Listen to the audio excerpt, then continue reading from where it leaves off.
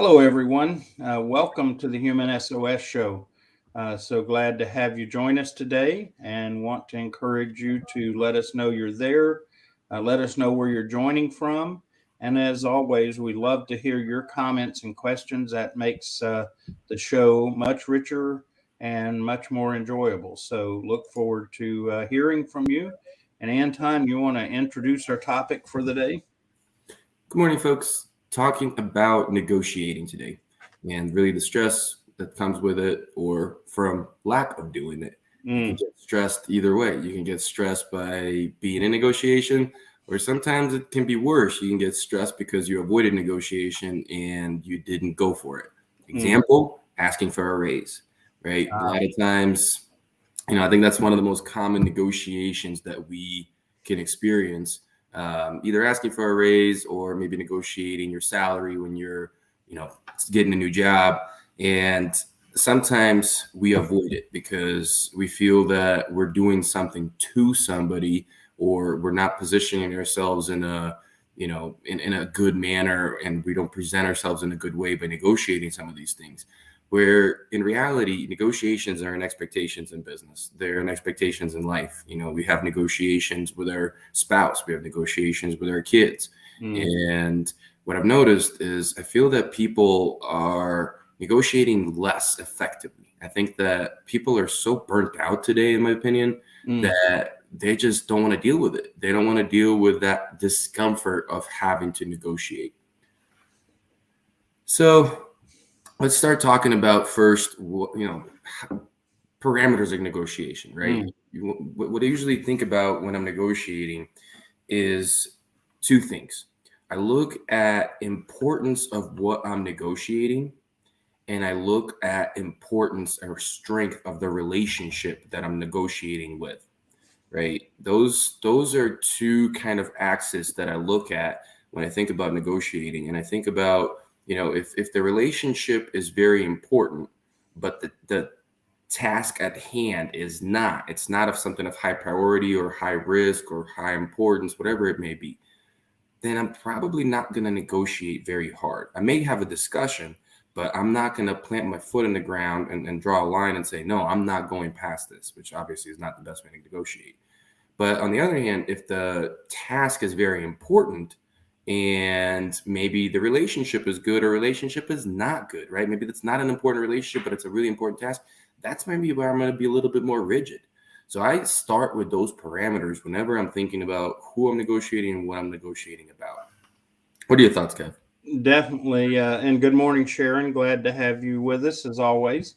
Part of what we've got to consider is, some people think of negotiating as only what I can get, whereas negotiating is what I am willing to offer and give of value in order to get value in return.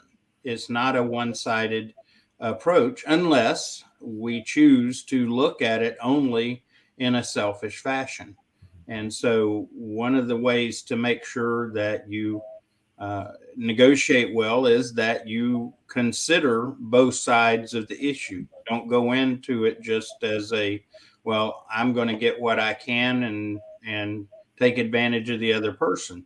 If that's where you're coming from, you're going to be stressed likely because you're going to have a lot riding on it and not have the right boundaries or considerations. You're trying to, for me, the best way to be motivated in a negotiation is value for value. I'm going to give you this value from my side, and in return, I want to see this other value. And we do that as entrepreneurs. We do it in a lot of ways, and it is a real challenge for us if we're not prepared for it. Absolutely. And I love how you mentioned the other person, right? Really focusing on the other individual. I think that's the best way to negotiate is when we start to consider what are their desires, what are their needs. Mm-hmm. Sometimes we feel like what what I focus on also with negotiation is bring as much as you can to the table. What I mean by that is you may want one thing, but you want to understand what that other person wants. And it's not always going to be where they want something different from you, or they want half of what you have or something like that. Sometimes you can appease their needs and find a way to appease yours at the same time. Oftentimes we feel like when we're negotiating, we're trying to split things down the middle. And that's not necessarily effective. That's not the best way to go about negotiating. It's really understanding, what are they asking for? What do they want? Is there something in my back pocket, outside of maybe what's on the table, that I can bring to them and say, hey, if you help me in this spot, I actually have this way to help you in another area that I now understand you have. That's why when we start negotiating, we want to go really broad. We really want to understand, what is it that the other person is after? And even before negotiation, right? We want to sit down before negotiation, preparing yourselves, especially if you're not a good negotiator, is thinking through the process of what would that person possibly want. And then that helps us to steer the conversation a little bit and be better prepared when we sit down at the table, figurative or literal table, to have this negotiation. And you'd be surprised. A lot of times you can both walk away very happy from a negotiation and end up both having what you want. Yeah, definitely. Welcome, Paul, and welcome, Richard. Glad to have you guys this morning. And see, I think that's part of the reason we stress so much over negotiation, is we think there's got to be a winner and a loser in the process. And a good, effective negotiation doesn't have to leave a winner and a loser, because in a way, it's really about a relationship. And I appreciated that you mentioned earlier about negotiating in relationships with our family, our spouses. We have to deal with terms, if you will. I hate to make it sound so businesslike, but when we can approach those relationships and negotiate through, it helps a bit. Because it keeps it from becoming too emotional to a point that then we get defensive and reactive and so on. And so the value in using negotiation constraints, if you will, or design, is that you can both come away with what you want and need and feel good about it. And, feeling good about it's not always the end goal, but it sure helps lessen stress that way. And so, yeah, definitely. And Sharon shares a comment. She says, a company wants to see what value you can bring to their company. So I agree, it's not only what you want, but what value you can bring to the company. And and I think part of the reason we struggle with negotiating is because we don't have a good sense of the value we have. We don't. We so often undervalue ourselves, and we also don't have clear direction in our lives, so we don't know what we can bring to the table. We quite often come at it just from, I need more pay, or I need more of something, rather than, I am not, in addition to the more pay I want, I'm going to give you as much of me or my time or expertise. Or so before you go into negotiations, consider the value that you have as a person, which we talked about before is inherent and great value. And then consider what value you bring in the way of skills, also experience, mindset. I think of the story of the guy that has seen memes out there, the big machine, some kind of engine or something in production, and they can't get it to run. And the guy agrees to fix it, and walks in and takes a hammer and taps on it a couple of times, and then charges $10,000. And the people go, well, you just tapped on it a little bit. And he said, yeah, but you're not paying for what I did. You're paying for what I know, my skill. So I remember that when it's like, I charge you $10 for the time, but yeah, 1,990 for knowing where. that's it. That's it. Welcome, Satish. Glad to have you here. Definitely. Well, Um, to Sharon's point, with negotiating with a company, I love how you're talking about knowing value, and it's not just knowing your value; it's ability to portray your value, mm, right? And that's why storytelling is so key. mm, Understanding the story of your value, because just mm, listing some things may not resonate, but when we're good storytellers and we've built a good story around our value, we're able to hit all the right spots in our manager's mind, or whoever we're trying to negotiate with for a salary. And that's why it's important to interview well, right? Whether it be a raise and you're coming in from the job you've done over the last year or whatever it may be, and you're painting a value of what you've done, and you need to tell that story really well. Or it could be you coming in for an interview and discussing what you've done with your life in the past. You need to paint that value through a story really well, not just mm. going around, here's what I did, here's the task. No, invoke emotion. Tell people what happened. Tell people some of the great things you've done, and in a very good story format. Yeah, and of course, be accurate. Don't embellish. Be accurate, but indeed, I mean that's why now it's highly recommended on a resume that you don't just check box experience, but you explain how you have accomplished certain tasks and done them well as part of your resume. Because again, being able to help someone understand how you took not just a skill, you took a set of skills and or an experience and applied it and it worked. And that's a key place to help, because sometimes people that we're negotiating with don't get or understand what we bring, because we may not have that certain checkbox in our resume or in our credential. But once we explain how that this experience and knowledge we have makes a difference, then they go, okay, that is worth more. And it helps them come to a place where they are ready to negotiate. And Richard makes an interesting comment, says, if the other person wants to win, sometimes coming in second lands a great outcome. Yeah, this shouldn't be about winning and losing in negotiation. It should be about getting a good outcome for both people, regardless of whoever wins or comes in second. We got to get over some of that competition. And again, I'm not against healthy competition, but if that becomes our whole driver, we've got other issues. And so, welcome, Dimitri. Anton, your thoughts on Richard's comment? Yeah, and a lot of people, there's different styles of negotiating. The style that Richard I think is inferring to is a power style, where one person usually has more power over the other, and they're just using it to win. They're using it to get their way.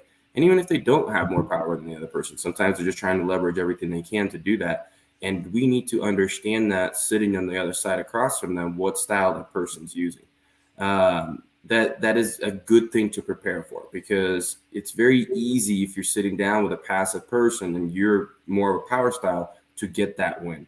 But the reality is, sometimes you get a win, or you think you got a win, because you wanted some set thing, but you didn't Mm, spend time in negotiation really understanding all the possible parameters, because the win could actually be greater by collaborating and figuring out how mm, we can make each other win, and we maximize those wins for each other. So, but it's just the point is, it's really important as you're sitting there, analyze, who am I talking to? If you don't know this person, if you've never had these conversations with them before, it's really important in the moment to do that. If you know this person beforehand, think about where they're going to go, what are they going to say, and prepare as much as you can.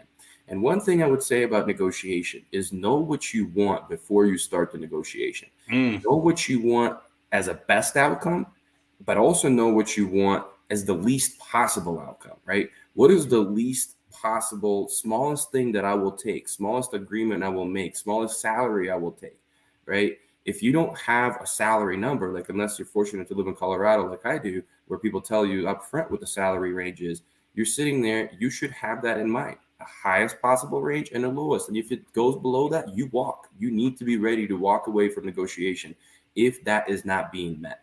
Too often people come in without having those things in their mind, whether it be salaries or any other form of negotiation, and they end up walking away with less than they even want.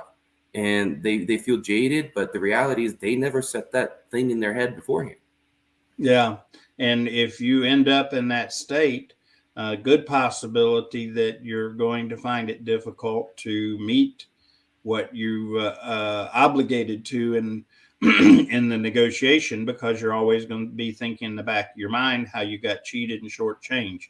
And better for both parties to walk away uh, and not end up in a negotiated situation that everybody loses, because even the person that seemingly won because they got a more out of you for less, in the end, they're not going to get much out of you at all.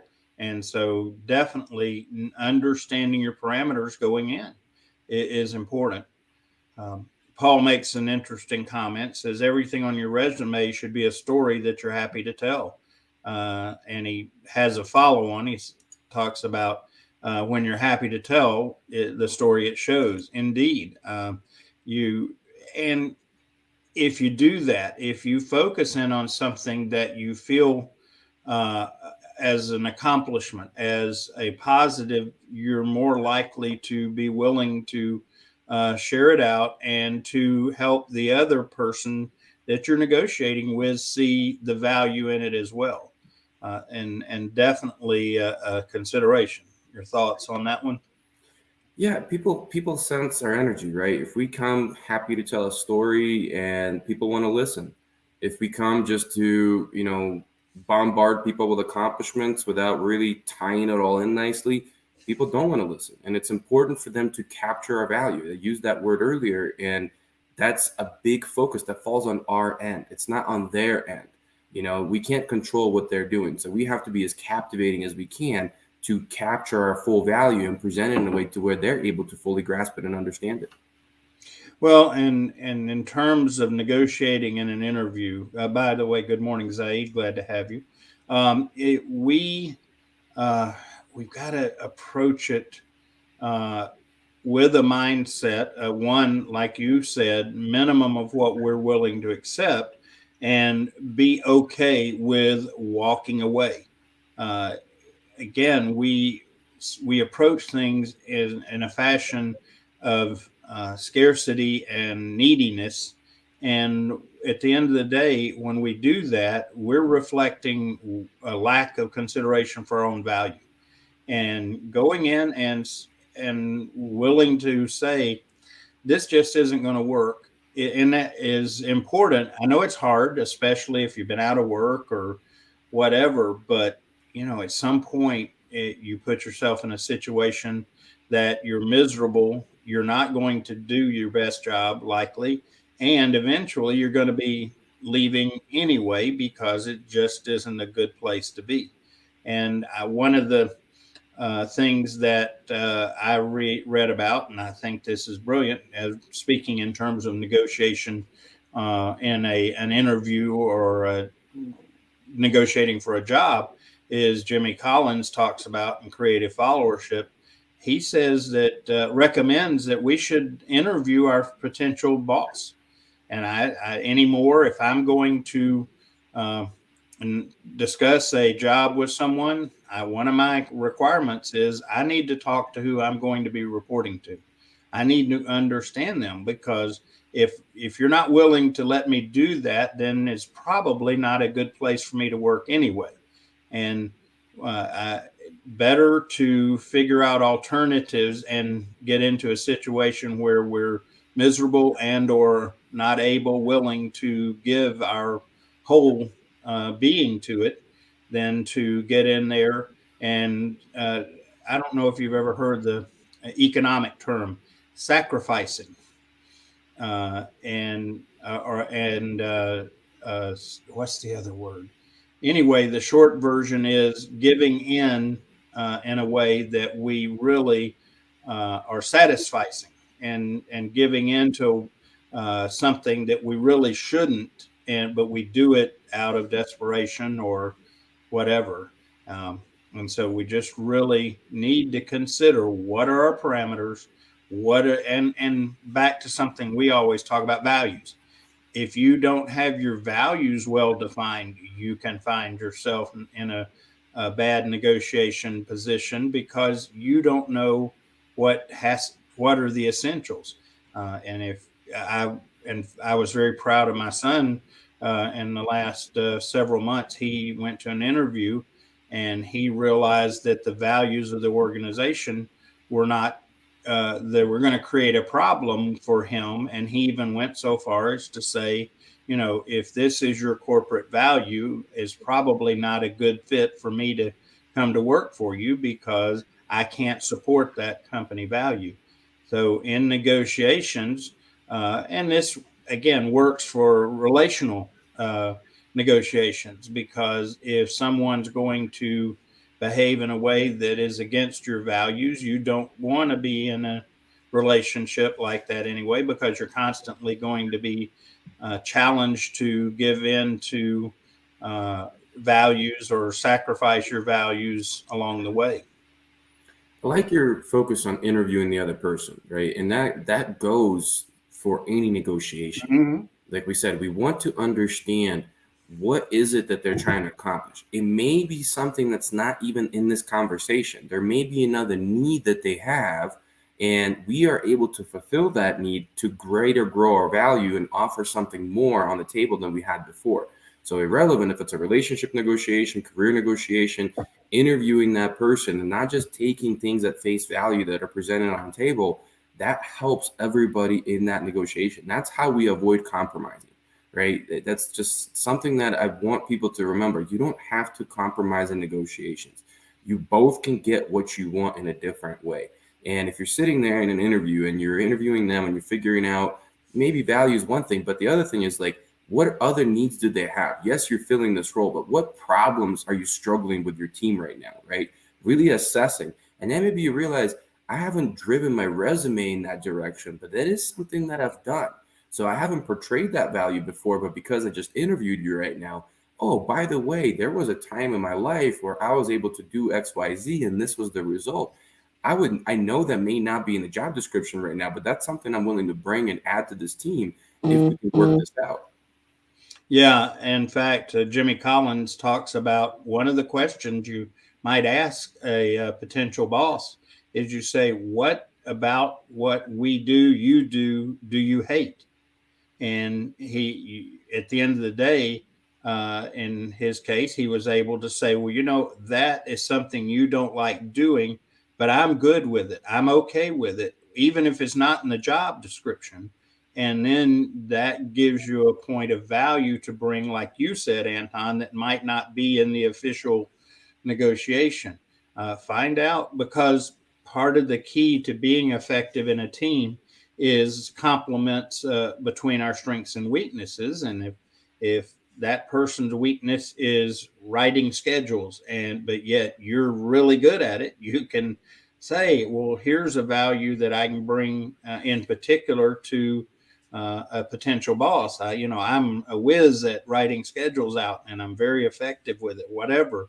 But that's part of having that discussion and being willing to ask. I think a lot of times we're afraid to ask questions for fear that we'll get rejected, for fear that it'll cause us not to get the job or whatever. But when we don't consider that, we have to ask ourselves, if that's the environment or culture you're going into, do you really want to be in that job? Uh, so Paul makes a comment. He says, "Great point. I try to, quote unquote, war game any important situation to see where things might go. It helps me understand all sides of the interaction." Again, looking at not just what I'm after for me, look at the whole situation and where, like Paul said, where it can go because of the value I bring. Um, Definitely. Anton, thoughts on that? Of course, and this, like I said, helps a lot especially if you are negotiating with somebody that's a different style than you, right? A lot of times, thinking ahead, especially if you're negotiating with a power style, is a very good thing. I think the world is different, but usually used to be where men were more power style, women were more passive. That's not the case anymore. But that's something I was talking with a friend yesterday, and she's like, women don't like to ask, for raises and things like that because a lot of times they're going to a man and they're having to present that, and man tends to dominate the conversation. So whether it's a woman, whether it's a man, if you're coming in with a more passive style against a power style, that becomes even more important. They're going to try to control the conversation. They're going to try to steer it in directions. And if you hadn't thought out about all of these, played out this war game, I like how you said that. That's when that becomes a really big deal. If you're both in a more collaborative style, it's not as important. I still say, of course, do it. It helps. But it's easier to just sit there and hash it out versus somebody trying to steal your conversation to win or to get what they want or to get you not to get what you want. Well, and again, if you get into that situation, that should be a red flag right there for you. That uh, are you ready to work in that environment with that kind of person? If they're always trying to, um, if you will, contain the relationship in their terms, are you really ready to do that? And I would suggest that if you get in that situation and that's the approach, you're not going to be working for a leader. You're going to be working for a boss or dictator or whatever term you like. And frankly, if it's me, I'm not ready to put myself in that situation. I I guess since I'm older and all that, it's easier for me to do. But at this point, rather than get into that, I would rather go work a couple of low wage jobs to avoid getting in that situation because I've been in those situations. And after a period of time, that is the most miserable place to be, even if the pay is good. And at some point, if the pay is that good and that's the only thing keeping you there, just as we talk about stress, boy, that's going to keep you in the red zone all the time from a stress standpoint. I'm glad you brought up stress. That's something that our state of being is really important when we're going into negotiation. If we're coming in all razzle dazzled, our breath is super choppy and fast, we're nervous, we are not going to be a good negotiator because we've talked about this many times how our brain works. We're going to be emotional. We're going to be focused on being defensive or aggressive, winning or defending ourselves instead of coming in and being fully present. You want to be fully present to really capture what's not being said sometimes. So you can sense, okay, this person may be interested in something there. Let me open that conversation up. But I had to be present to capture some words. I had to be present to see, oh, hey, it seems like you have an interest in this area, like you were talking about with scheduling, or it could be exchanging goods and services, right?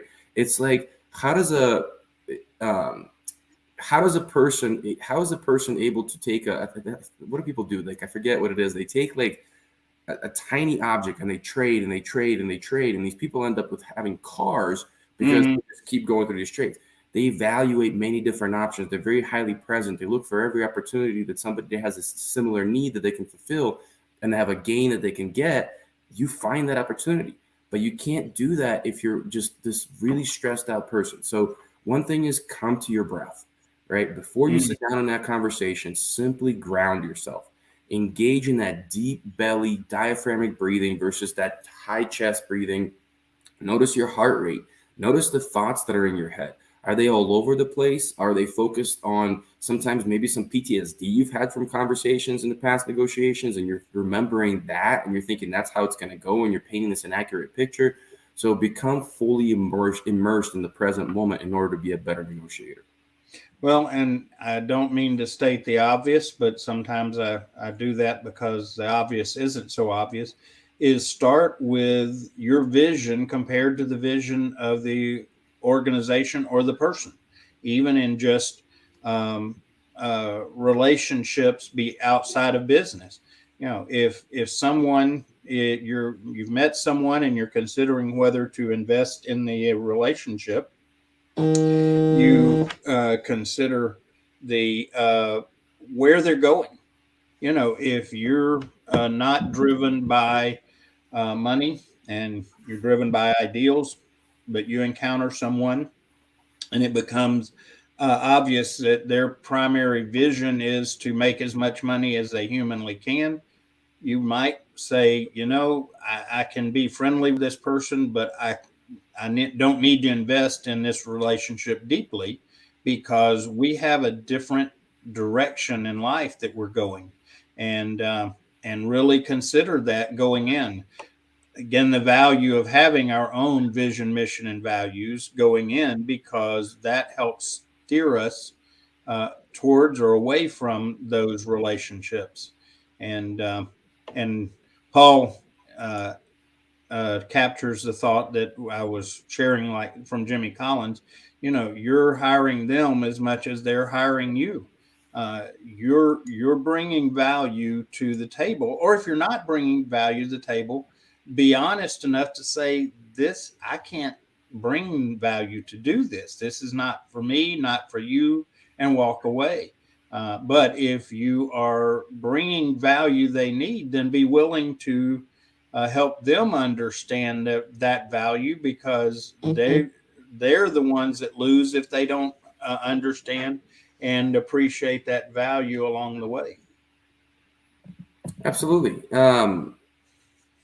I like Richard's comment when he talked about we shouldn't underestimate the use of body language, how we look to others, and that's so important, right? You may have all the desire to have kind of a collaborative negotiation, but you're coming in, your arms are crossed, you're sitting back, then it's not going to go well. Open yourself up. Your body language should be open in negotiation, unless this is a power negotiation and you're sitting with another power person. That may not be a good thing. That's a tough one, because I'm not going to say there's never a time where two people just need to, sit down and negotiate something and you have a winner and loser. That does happen. We want to avoid that as much as we can. And if that's the case, you need power stance. You need to be presenting yourself differently. But if in most negotiations, lean into them. Like, you're receiving information. Don't just sit back and kind of look disinterested. Like I said, uncross your arms, uncross your legs, sit there with full attention on them, smile, talk, watch your tone of voice, make sure they get to finish their conversation fully before you jump in. Because what we don't want to seem in negotiation is we're just waiting to say our piece, right? We're waiting to talk about us without understanding them. And Zaid makes an interesting observation of how to frame a negotiation. Approach it as a business meeting rather than a transactional meeting. We maybe want to do business together, so let's talk about how we can do that effectively. Again, if that helps frame it in your mind, it's a good approach. And just be willing to be open, by the way. One of the problems we have with negotiating, especially in job searching interviews, is we treat it more like dating. I do not like conceptually the idea of dating, because, we're talking about developing a relationship, and we come into it at best in a way that we can't maintain, and at worst in a way that people go, well, when we dated, you were this way, but now you're that way, and that creates a problem. So going into the interview, be willing and real, and in how you approach it. Be open and honest. Be willing to share where your struggles and your weakness are, because at the end of the day, after a time, it'll all become evident, and at that point, the undoing it may be harder than ever having started it. And so don't approach it as a dating relationship where you're putting yourself in, presenting yourself in a way that you can't maintain or sustain, because it will become evident at some point. Then you face the potential of working in a miserable situation and or getting fired because you misrepresented yourself. So really consider that as well. Body language as part of that. If you come in and you sit straight all the time in the interview, but when you get to work and you sit in a meeting slouched and uh, not presenting yourself professionally, you may ask yourself, maybe I don't need a job where I need to always be sitting straight up and present professionally. I'm being a little facetious, but the point is, uh, be real in how you approach it. Because if you do that, by the way, you're also going to likely be able to show your value, assuming that you have the right value for that situation. Last thing I'm going to say, about the topic is practice. Mm, Practice, practice, practice, practice. Nobody's born a great negotiator. Nobody's born, right away being able to do this very, very well. Whether it's job interviews, whether it's negotiating deals, whether it's negotiating with your spouse, friends, you name it. Practice doing it. Obsess yourself. Observe yourself. Find key takeaways. Find things you can, work and grow on. Especially if negotiation is part of your regular life, which most of our life does have regular negotiation. And assess, become self-aware in the moment and after the moment, and then you can grow. I think that sometimes people label themselves as, I'm just not a good negotiator, and I struggle with that. Great, okay, maybe you're not right now, but invest in practice, role play. I'm a huge fan of role playing, sitting down with somebody and having that, giving them the high level and saying, here's what's on the table for you, here's what's on the table for me. Let's hash it out and see where we can land, and you will become a better negotiator. and having a mentor or coach in that relationship is important, because sometimes I say go to a friend, and that can depend on that friendship relationship, because a friend may not tell you, do you know how stupid that looks? Or whatever. Whereas a mentor, they're willing to say, look, that's not good, or even go so far as to say you aren't prepared to negotiate for that, and you're going to end up in a bad spot, or whatever. But that's the value of having a mentor or coach that you can go to and work through those pieces. But in what you said, Anton, assess. Most of us go into these negotiations, whatever they are, without really knowing who and what we are and what we want and what our values are.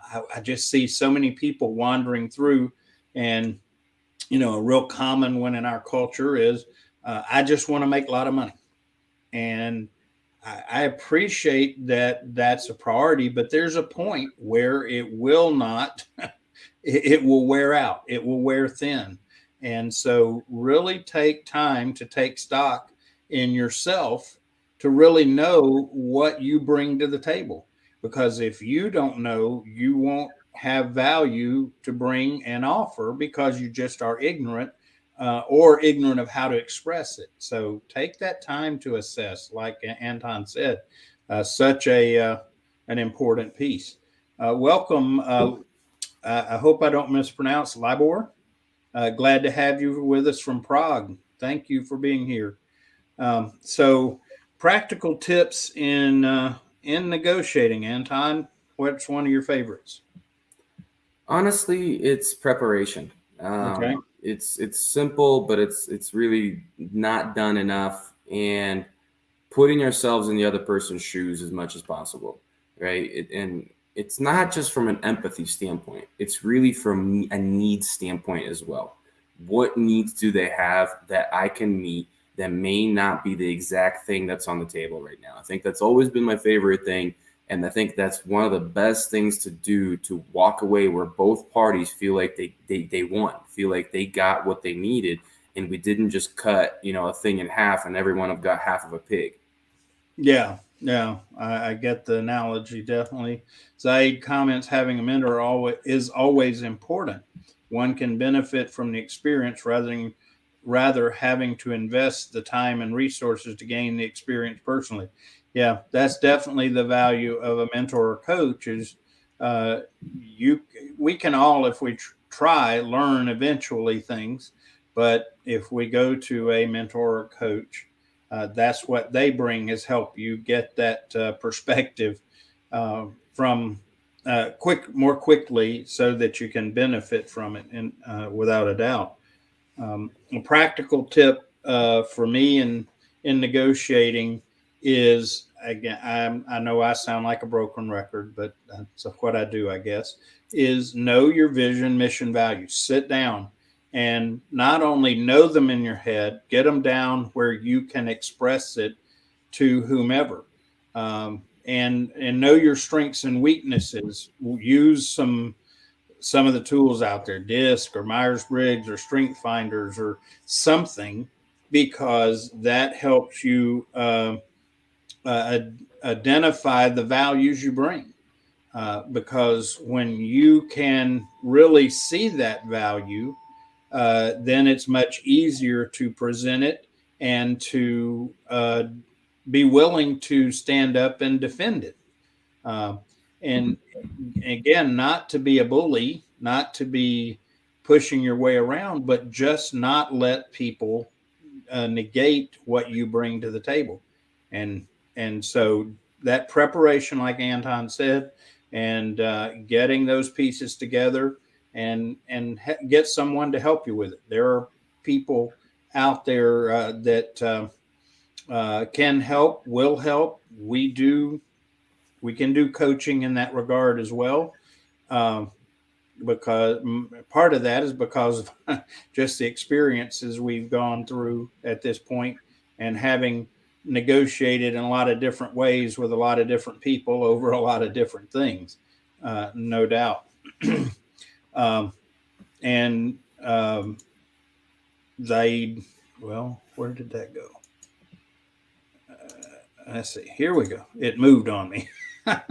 Zaid said agrees that to understand what the other party, where the other party's coming from, and by the way, that you need to do ahead of time as much as possible, um, and then we can analytically see their way rather than being a target.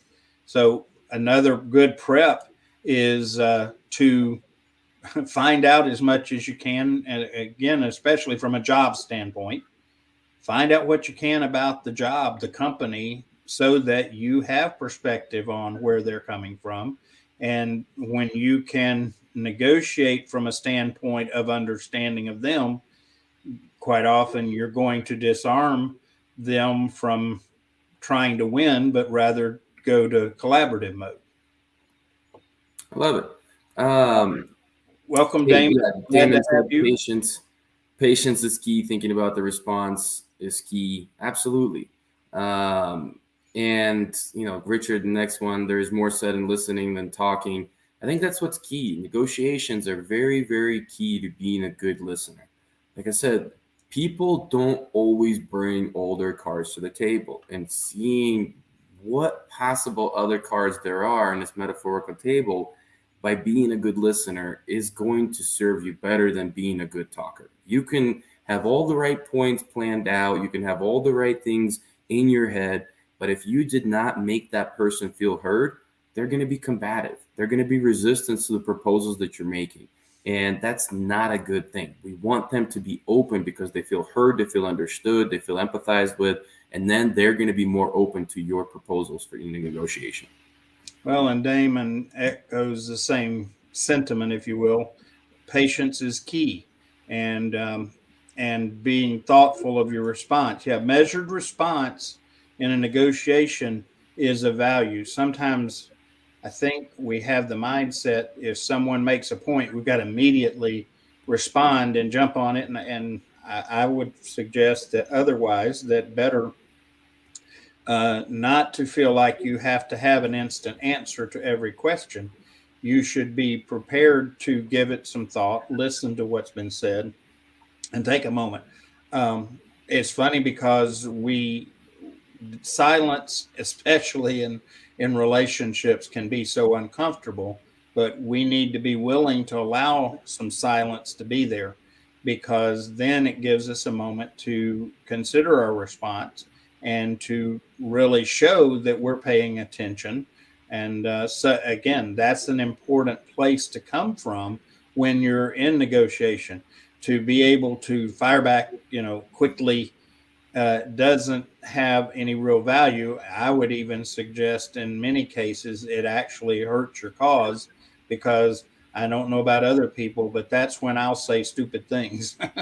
Is I'll come back with some comment and it'll be poorly thought or whatever, and I don't think in most situations, unless you're hiring on to be a security guard for somebody, a bodyguard or something, having to respond instantly is quite often not necessary. It's only the pressure in our mind because we're afraid of silence. And that's where patience ties into silence. Absolutely. I mean, it's being patient is being able to give space and give silence and letting that person think, letting yourself think, patient with yourself too, not just with the other person, not having a solution necessarily right away and just dwelling in it for a bit is okay. I gotta drop, Kev, where we can wrap this one up. I gotta Okay. prepare for a meeting.